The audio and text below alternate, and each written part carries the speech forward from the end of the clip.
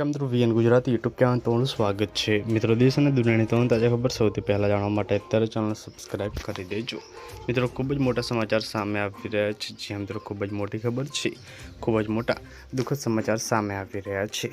પ્રેમી પ્રેમિકાની હત્યા કરી નાખી ખૂબ જ મોટા દુઃખદ ઘટના સામે આવી છે।